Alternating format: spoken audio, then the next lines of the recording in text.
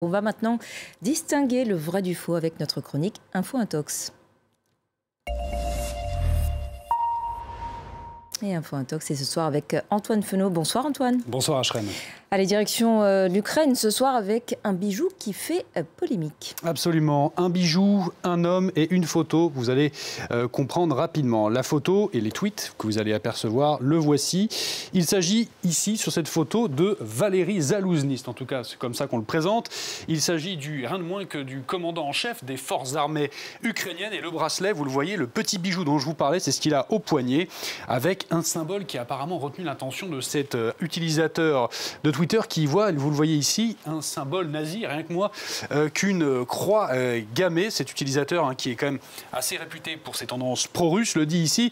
Il n'a rien à voir, vous le voyez, juste le général en chef des armées ukrainiennes qui a une svastika, donc le symbole nazi, au poignet. Une publication qui a également été partagée ici, vous le voyez, par cet internaute qui lui aussi est plutôt réputé pour ses positions pro-russes et qui lui cible également l'OTAN avec là encore une fois un zoom, vous le voyez sur le bracelet que porterait en tout cas cet officier ukrainien, avec là encore on le voit ici, ce qui apparaît être une croix gammée. Il faut savoir que évidemment les médias russes d'État, eux, se sont régalés, ont fait leur miel de cette photo, notamment le média russe RT, qui lui aussi a repris l'information telle quelle avec la même photo que je vous montrais juste à l'instant, donc de ce militaire ukrainien avec ce bracelet à la main, donc Ashreen.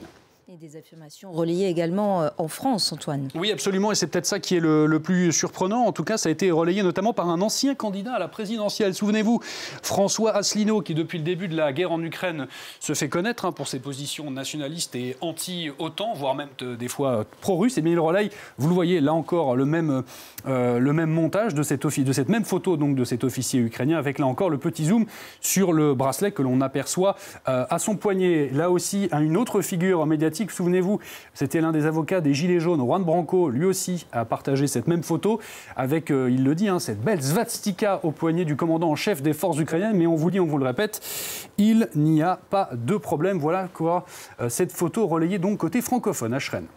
Alors d'où vient ce bracelet, Antoine? Eh bien, ce bracelet, déjà, pour le savoir, il faut d'abord savoir si la photo que je vous ai montrée est authentique. Et il se trouve qu'effectivement, cette photo est authentique. Elle a d'ailleurs été diffusée par le commandant en chef des forces ukrainiennes lui-même, voire même par le compte officiel de la défense de l'Ukraine. Ça, c'était la première publication de cette photo. Vous le voyez, c'était en mars 2022. On voit donc la même photo ici. Et la publication à laquelle faisaient référence donc les accusations qu'on a vues juste avant, eh bien, c'était celle-ci, là encore, elle a été publiée cette fois le 6 octobre dernier.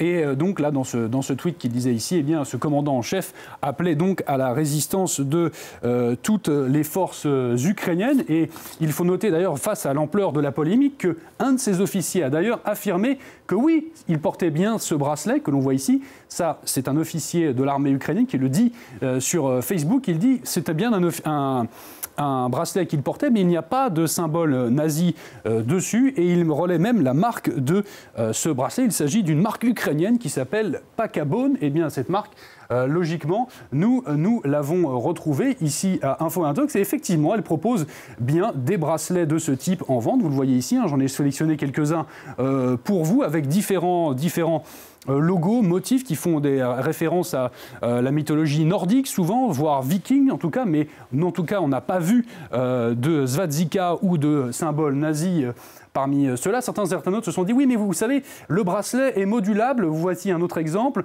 Vous pouvez mettre ce que vous voulez dessus. Et notamment, le logo qu'il pointait, c'était celui-là. Il s'agit d'un nœud celtique. C'est un symbole viking, lui.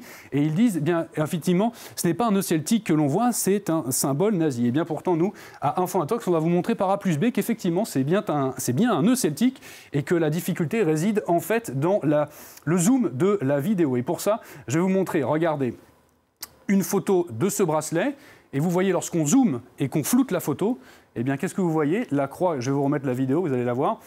On voit donc le symbole ici du nœud celtique. Lorsqu'on compresse et qu'on zoome la vidéo, qu'est-ce qu'on voit? On voit ici une croix gammée, vous l'avez compris. Donc en fait, il ne s'agit absolument pas d'un symbole nazi, mais bien d'une photo qui a été déformée et qui a pu prêter à confusion. Certains s'en sont emparés, notamment des comptes pro-russes. Je terminerai juste pour vous dire qu'effectivement, ces accusations de néo-nazis et de nazis dans l'armée ukrainienne ne sont pas récentes. Il faut dire que le bataillon Azov de l'armée ukrainienne ne plaide pas en ce sens. Effectivement, il a été fondé par des éléments d'extrême droite, mais nos confrères du Monde nous le rappelaient, ce régiment, lui, représente à peu moins de 2% des forces armées ukrainienne. Donc vous l'aurez compris, c'est une manœuvre des comptes pro-russes, ici une infox des comptes pro-russes destinée à décrédibiliser une fois plus l'armée ukrainienne.